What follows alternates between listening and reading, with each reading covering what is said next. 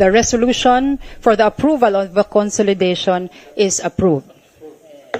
All members to be To be co-authors. present, All to be members co-authors present. of the bill is also approved.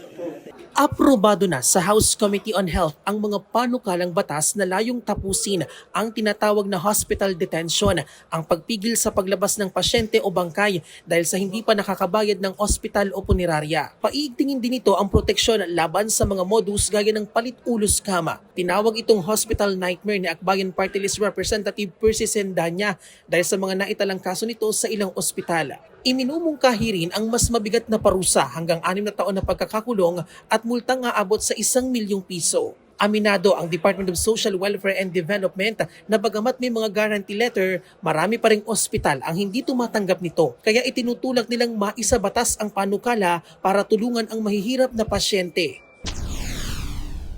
Providing healthcare is a public service that every Filipino patient deserves dignified and compassionate care.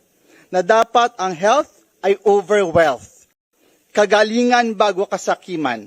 Let's strengthen the Anti-Hospital Detention Act. This measure does not seek to absolve families of their financial obligations. We recognize that medical and funeral service providers are businesses and institutions that must remain viable.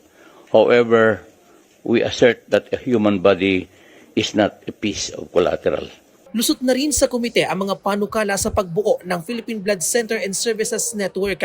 Layo nitong masiguro ang ligtas, sapat at abot-kayang supply ng dugo sa buong Pilipinas. Kabilang ang pagtatayo ng National Blood Information System sa ilalim yan ng Department of Health. Palalakasin din ang voluntary blood donation at ang supply sa mga geographically isolated and disadvantaged areas o GIDAS. Para sa totoong balita sa bagong Pilipinas, Bien Manalo, Congress News.